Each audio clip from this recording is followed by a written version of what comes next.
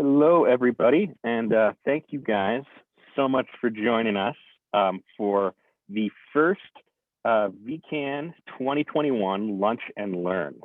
We're very excited to see all of you here with us this morning to talk about and make sure we're putting on your radar screen kind of everything we know at this point about some of the most impactful and exciting opportunities for you all to be engaged in climate action in Vermont coming up, including the revision of the state's comprehensive energy plan and the newly formed Climate Action Council, which many of you were involved in the advocacy effort to make happen, which we very much appreciate. For those who don't know me, my name is Ian Hitchcock. I am an organizer with BNRC and help to coordinate VECAN together with my colleagues, Becca Custer and Johanna Miller, who are also with us.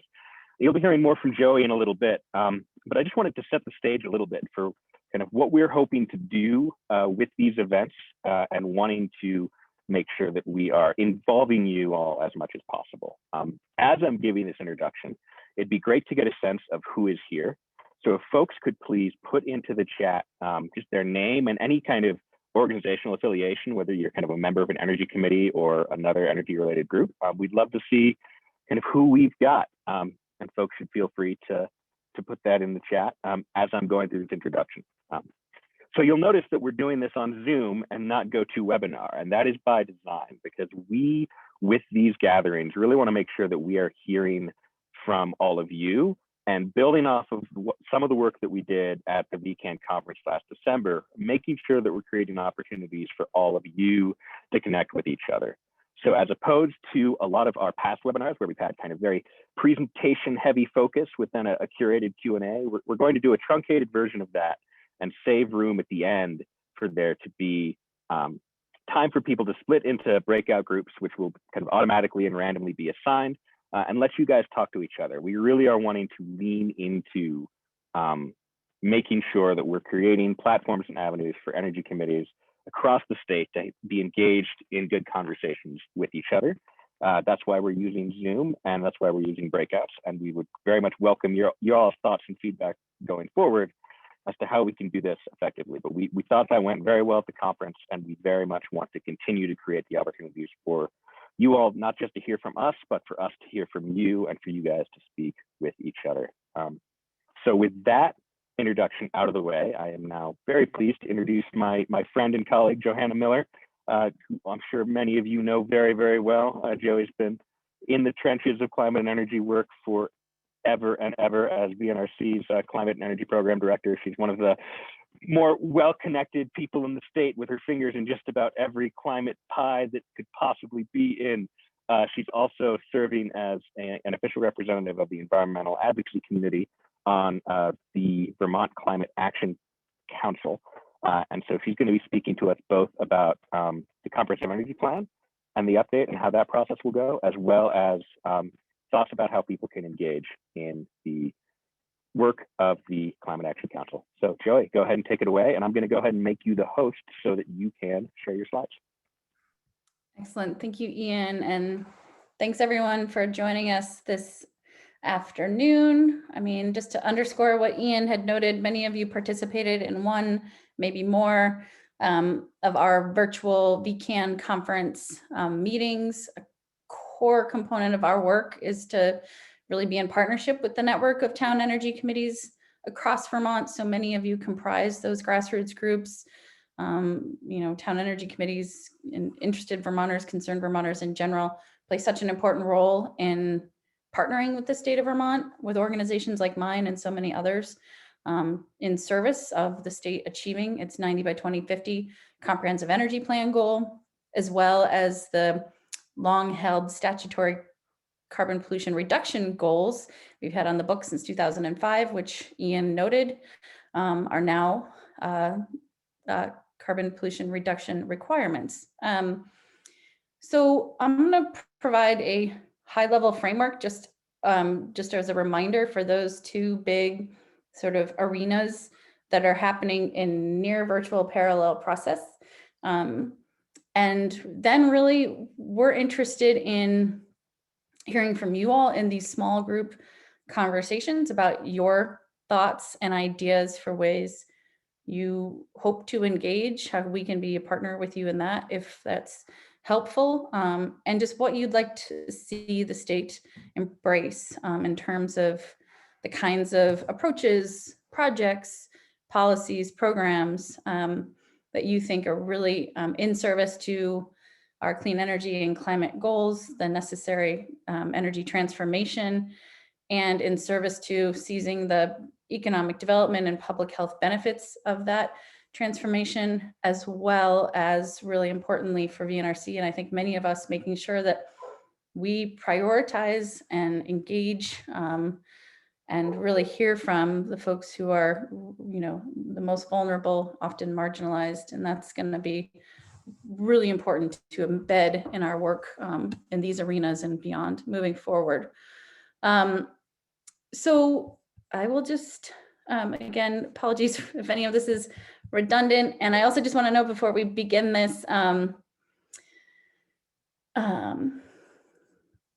on. Okay, logistical things. Thank you, Ian. I got that. If people are coming in late, I will look to admit them.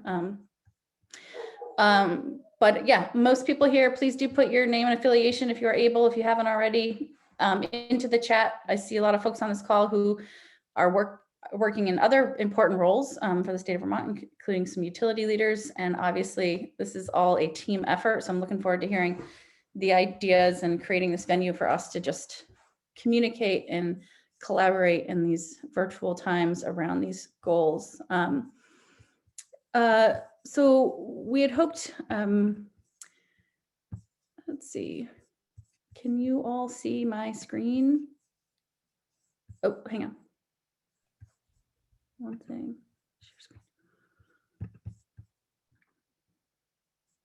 Okay, I'm getting us there. Sorry about that. Now can you see my screen? One thumb up, two. Okay. I can see it, Jerry. Okay, great. Thank you. So I'm going to go through this really quick because I feel like this is, a lot that you already that you know well. So the Global Warming Solutions Act is now the law of the land. And as a reminder, what the law does is create a 23-member climate council comprised of 8 secretaries and commissioners and 15 other folks appointed by the House and the Senate who are bringing important experience, expertise, and perspectives to the table. Those include fuel dealers and low-income advocates and businesses and farmer and many others. It is not fully reflective of the really important perspectives and people that we need to be bringing to the table. So that is a piece of this conversation that we're looking to put on your radar today as the council begins to comprise the 4 required subcommittees under the statute, and as there are public engagement opportunities. To do this work well, we need to be looking at these issues holistically. We need to be bringing a lot of different voices to the table. And so we're going to highlight some of the opportunities that we know of thus far and encourage you to stay connected with us and to the council's work as it begins to ensure that we are doing that work well. Because the charge of the council, what is being stood up in the Global Warming Solutions Act is big and important and possible with the partnership of folks like you and many others. The first is just a reminder, the first target embedded in that statute is a 2025, the year 2025 target for pollution emission reductions, 26% below 2005 emissions. That is the Paris Climate Agreement target. Something that the state of Vermont, our Governor Phil Scott has committed to, that our legislature, obviously with the passage of this program and in general, has been deeply committed to. That's 4 years to deliver some very strong pollution emissions reductions. So there's a lot of work to do, and we have another 2030 target, 40% below 1990 emissions reductions, and then a 25% emissions reductions requirement as well. So there's a lot to do, and thankfully we're not starting from scratch. Again, we're in the midst of this process. Now we have this new operationalized accountability framework that is embedded within state government to do this work. And we have a climate council whose first big charge is to develop a climate action plan by December 2021, designed to achieve the pollution reduction requirements, in particular that first 2025 requirement. Just gonna let people into the waiting room. Sorry. Okay.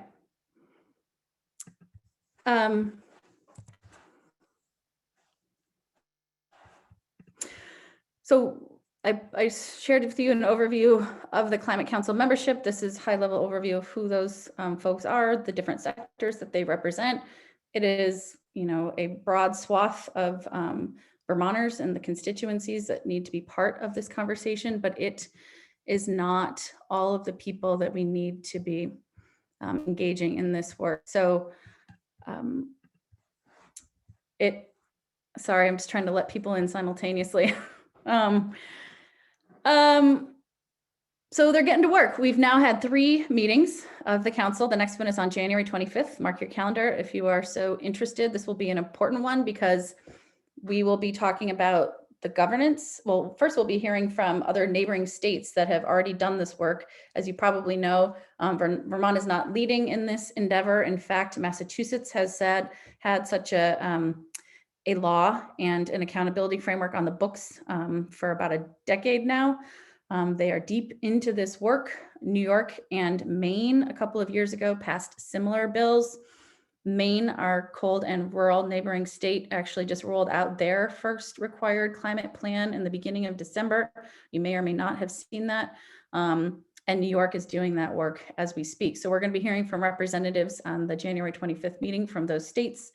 And then we're going to be looking at and discussing sort of our governance and process and organizational process structure.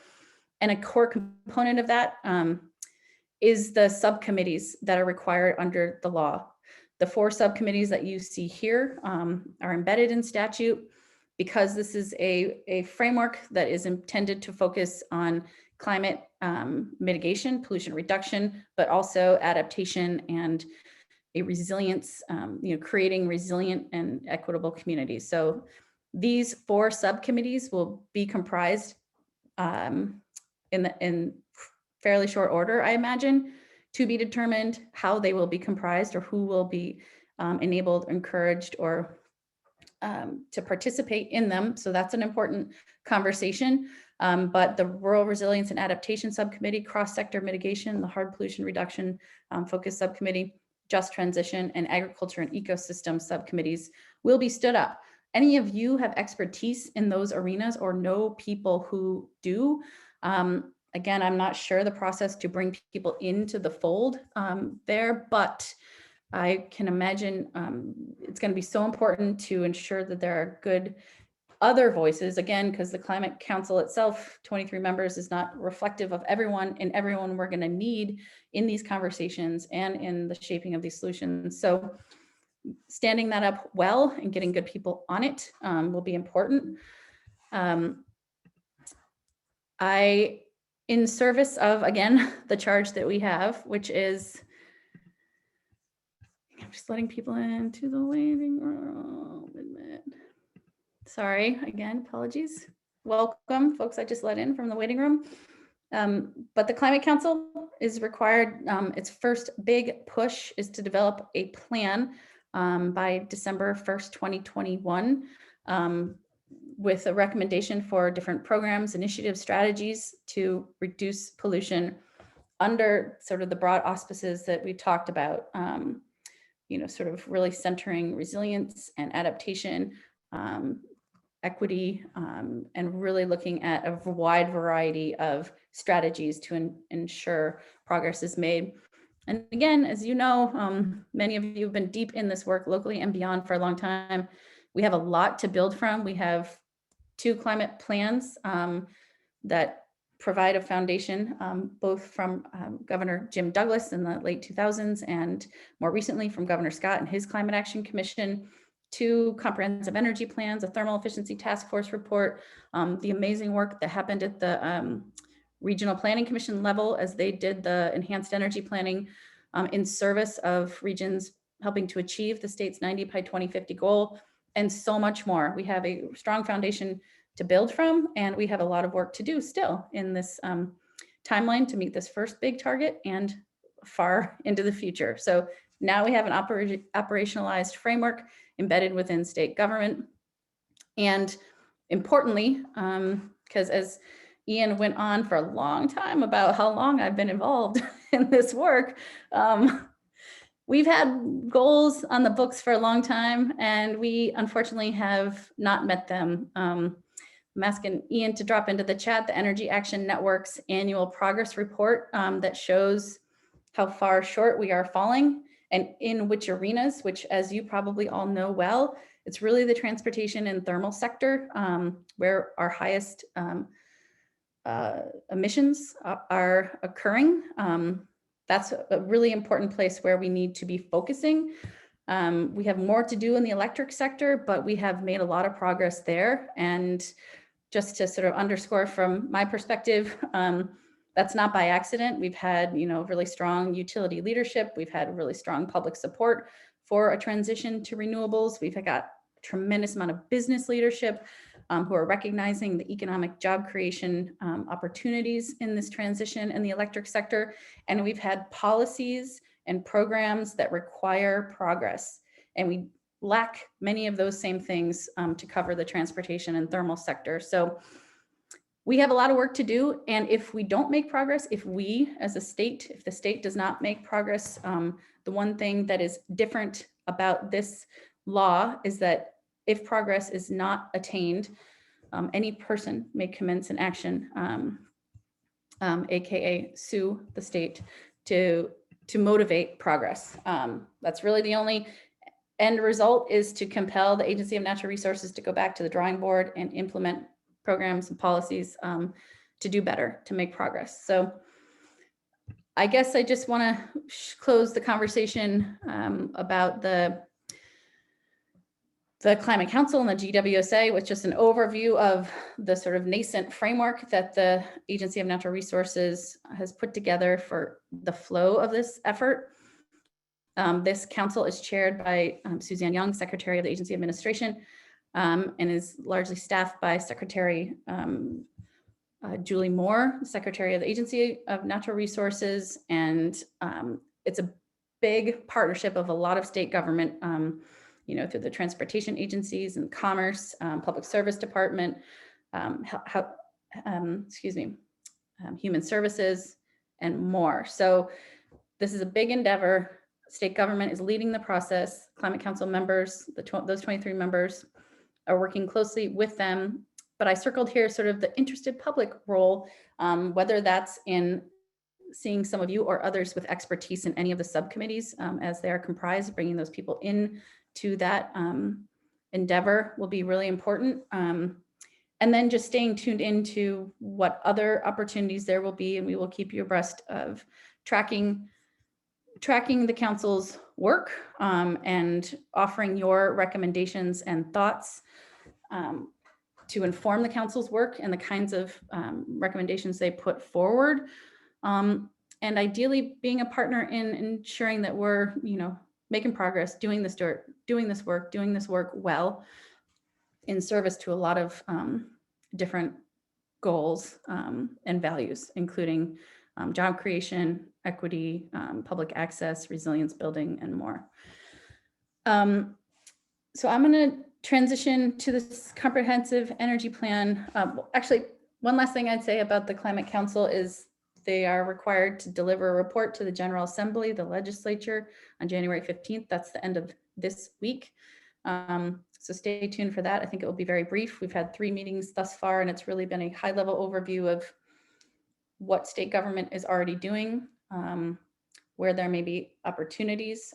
Again, presented all from the, mostly from the agencies and staff within the agencies to provide a framework for where we stand, really important foundation. And we have heard from other experts as well, which will inform our work, but the report will come out on January 15th. So stay tuned for that. And again, December 1st is our first big deadline. And this all runs generally in a parallel process to the comprehensive energy plan. Many of you were very actively involved in 2011 and in 2015 when the state went through a very robust stakeholder and public engagement process to dust off the required comprehensive energy plan that had been sitting for about a decade, to really look at and focus attention around how we are going to meet our energy needs and transition to more efficient, renewable energy resources. So you all know we have a 90% by 2050 total renewable energy goal in statute, established in 2011 and re-established in 2015. That total renewable energy goal by 2050 covers transportation, thermal, and electricity. So it's a big goal and it's necessarily ambitious. And this plan is really, an important guide and overview that is intended to answer and help inform state government and the private sector and other partners and where we need to be focusing to achieve this renewable energy goal in a cost-effective, equitable way, but actually achieve it. I would say, again, these processes are running nearly in parallel, and it's to be determined exactly how they may sort of intersect or be synergized. I think the administration is thinking about that. Stay tuned for that. And please, again, stay tuned for ways that you may help to weigh in on in both of these arenas. I would also put on your radar that a final comprehensive energy plan is due by January 15th of 2022. The Public Service Department leads this effort. They're going to be going through a very robust public engagement process, and we can drop some links into the chat for information about specificity around what that public engagement process looks like. But also just wanted to note that that work, the first opportunity to weigh in is this Friday, January 15th, 2021 is the first deadline for public input on the plan and the existing process that the Public Service Department has laid out. And again, we'll drop some links into the chat to make sure you have that, and that you could share any ideas that you have to the Public Service Department at this email address provided here. And just stay tuned to the Public Service Department's website and to us about the public engagement opportunities that will be available under the Comprehensive Energy Plan. I am going to stop sharing my screen and go back to you all and invite before we break out into small groups and I turn it back over to Ian, any clarifying questions? Thank you for that, Joey. While we've got questions coming in, if you could go ahead and make me the host again of this meeting, that will enable me to set up the breakouts. And appreciate everyone's patience as we navigate digital logistics. As I mentioned earlier, if folks do have questions, we've got a couple of minutes here. If folks have clarifying questions for Joey about either the Comprehensive Energy Plan process or the Global Warming Solutions Act, I'm seeing one here from Linda Gray just asking if the Climate Council has staff, and if so, how many? The Climate Council does not yet have, besides the staff that embedded within state agencies, does not yet have staff. They are hiring a manager, which I anticipate they will be bringing on soon. And then maybe a facilitator and bringing on some consultants and potentially others who could help with the technical work and other necessary work to do this work and do it well, but not yet. Awesome. I'm not seeing a ton more questions. Pam, I see yours about heat pump icing up. I'll say if there's some time in the end of the small group chat, maybe someone can answer that. Otherwise, I'd punch you to Efficiency Vermont for that particular question. But seeing no further questions, I want to kind of transition us to what we hope will be the heart of the discussion, the heart of these kind of lunch and learns is, again, less us talking at you and more you all having the opportunity to talk with each other. And so what we are going to do now is, in a moment, I will be setting up breakout rooms where people will be automatically assigned and randomly assigned to a specific breakout. And we have pre-identified folks who will be kind of scribing and helping to facilitate, if needed, these sessions and conversations. And so that'll be Joey, Becca, myself, and Linda Gray. If you are able, we'd love to take you up on your kind offer to help scribe for us. And I'm going to go ahead now and put in the chat, which folks should be able to see when they get into their groups as well, just kind of what our thinking is for the clarifying question. Before I read that, I just wanted to reiterate that one of the reasons we wanted to hold this event so early on this year is looking forward as to what climate action opportunities are going to be possible for you all to engage in and to help shape. Both of the things that Joey spoke about in depth don't happen every year, right? We don't always have a climate council making a climate action plan, and we don't always have a comprehensive energy plan. So these really are impactful arenas.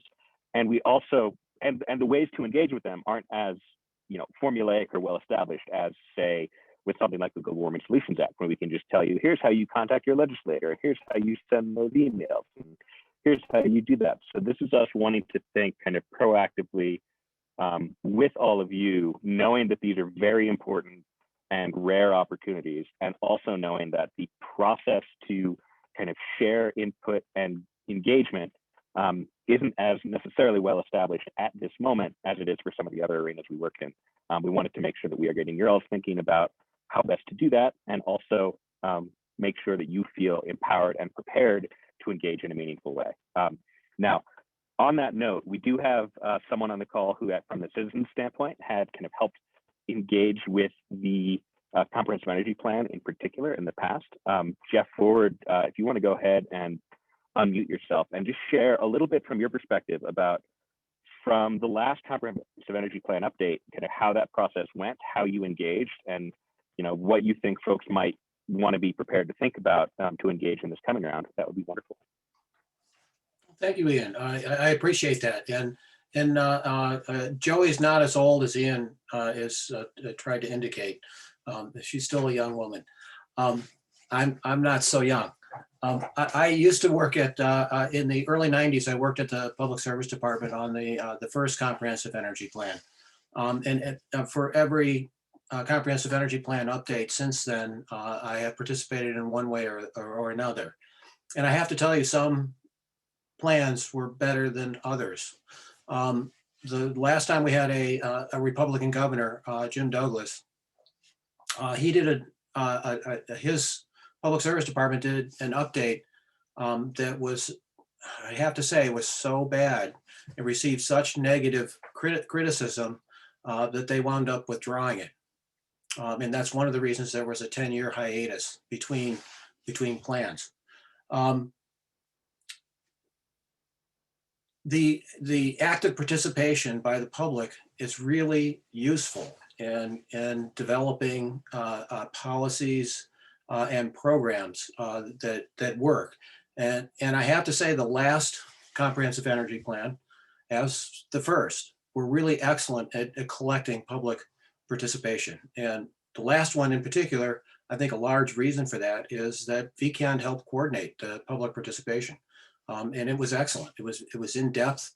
It was specific, and I'm sure it helped the planners model specific policies and programs.